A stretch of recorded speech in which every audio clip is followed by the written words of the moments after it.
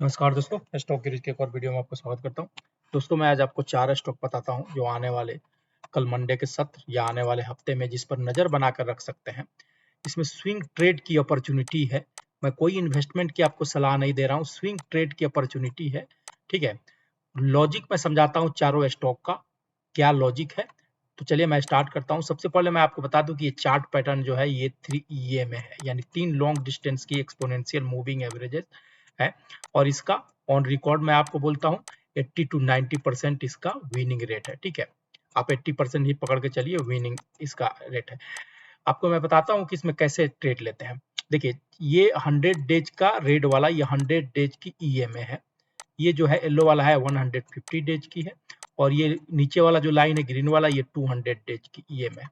जब प्राइस कभी भी ऊपर जाता है, ठीक है, ऊपर जाने के बाद अपना एक टॉप बनाता है, और टॉप को एक दो बार टच करने के बाद जब नीचे प्रॉफिट बुकिंग होती है, यानी रिटेस्ट ट्रेसमेंट लेता है, और जब कभी प्राइस इन तीनों लाइनों के बीच में आकर यहाँ से रिटर्न कोई भी कैंडल बनाए या रेड कैंडल ही रहे, तो हम इसमें अपनी पोजीशन बनाते हैं और इसको बोलते हैं हम एंट्री स्टेशन। ठीक है ना, ये हमारा एंट्री स्टेशन है।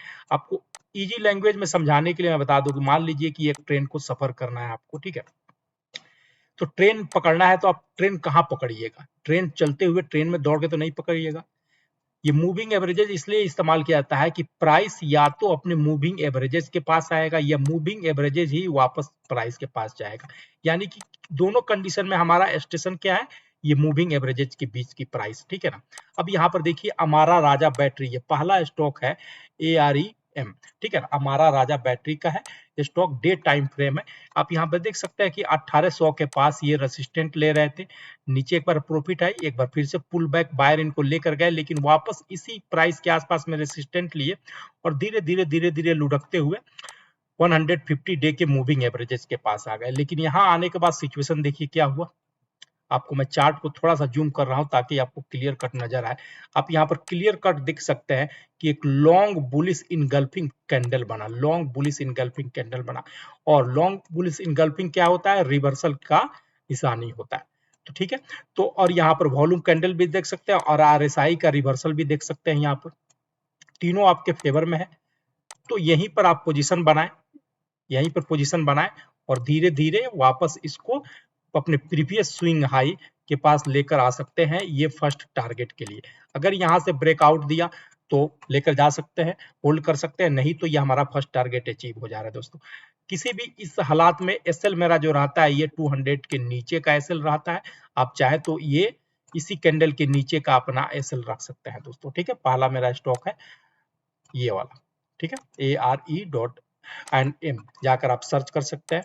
दूसरा स्टॉक है सेम वही चार्ट पैटर्न की तरह, मैं आपको बताता हूँ एंट्री स्टेशन पे ऑयल इंडिया।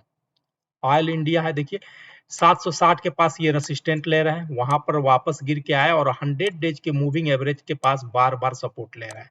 सपोर्ट लेने के बाद देखिए यहीं से रिवर्सल है, और उसके बाद ये 600 के ऊपर प्राइस निकले तो आप अपनी इसमें एंट्री बना सकते हैं, और धीरे धीरे 760 यानी कि फर्स्ट टारगेट जो प्रीवियस स्विंग हाई, इसको लेके जा सकता है। आप इसी कैंडल के नीचे का अपना एसएल रख सकते हैं। मेरा एसएल जो रहता है ये 200 डेज के नीचे का रहता है। इसके अंदर अगर प्राइस गलती से लुढ़कता भी है तो मैं अपना एसएल नहीं बुक करता हूं, मैं अपनी क्वांटिटी ऐड कर लेता हूं। ठीक है दोस्तों, आप जाकर चाहें तो इसका बैक टेस्ट कर सकते हैं। जब जब ये अपने मूविंग एवरेजेस के पास आएगा, स्टेशन के पास आएगा, तब तब ये रिवर्सल इसके आएगा।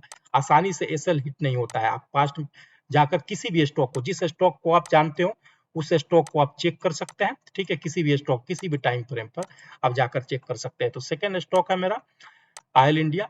और थर्ड स्टॉक पर जाने से पहले एक अपील दोस्तों, अगर ये वीडियो पसंद है, स्टॉक सिलेक्शन पसंद आता है, तो प्लीज चैनल को लाइक कीजिए, सब्सक्राइब कीजिए, अपने दोस्तों के साथ शेयर कीजिए। तीसरा स्टॉक है मैप माई इंडिया, जो सीई इन्फो सिस्टम के नाम से जाना जाता है। ठीक है, map my India. Map my India में भी सेम सिचुएशन बिल्ट होता हुआ आप देख सकते हैं कि एक प्राइस के ऊपर बार बार जाकर असिस्टेंट ले रहा है, ये है 2650 से 2636 के बीच में, और नीचे में इनका 200 डेज के पास स्ट्रॉन्ग सपोर्ट जोन बना हुआ है। यहाँ पर मैं चार्ट को थोड़ा सा जूम करूंगा ताकि आपको क्लियर कट नजर आए। ठीक है, ये देखिए 200 डेज के पास से स्ट्रॉन्ग सपोर्ट जोन बना है। अगर इसके अंदर, स्टॉक के अंदर किसी भी तरह का वीकनेस रहता तो यहीं से फॉल कर गया रहता।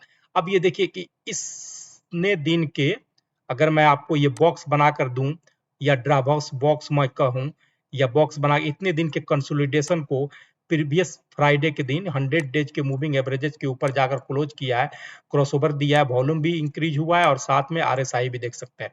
तो आप इसी के ऊपर अपनी पोजीशन बना सकते हैं और धीरे धीरे ये फर्स्ट जो प्रीवियस स्विंग हाई है यानी 2650 के आसपास का या यहाँ तक आप इसको लेकर जा सकते हैं दोस्तों। तो तीसरा स्टॉक है map my India, same story, chart pattern same कि आपको इंट्री स्टेशन में मिल रहा है। अब चौथा स्टॉक मैं बताता हूं जो जिसमें ब्रेकआउट है। जब ब्रेकआउट जब चार्ट के ऊपर जब प्राइस 2-3 बार टच करने के बाद ब्रेकआउट देता है तो जब एंट्री लेता है तो हम इसको ब्रेकआउट बोलते हैं। तो चौथा स्टॉक है मेरा Praj industry, day time frame है। आप यहाँ पर देख सकते हैं 800 के ऊपर बार बार रेसिस्टेंट ये फेस कर रहा था, लेकिन फ्राइडे के सत्र में लॉन्ग इन्होंने बुलिश कैंडल बनाया और इसी को वापस टच करने की कोशिश किया। अभी भी ब्रेकआउट सक्सेसफुल नहीं हुआ है। अगर 805 के ऊपर ये निकलता हुआ दिखे डे टाइम फ्रेम पे या आवरली टाइम फ्रेम पे तो आप इसके अंदर पोजीशन बना सकते हैं और एक न्यू हाई लेके जा सकते हैं। ठीक है दोस्तों, तो ये चारों स्टॉक हुआ मेरा मंडे और आने वाले वीक के लिए। Thank you.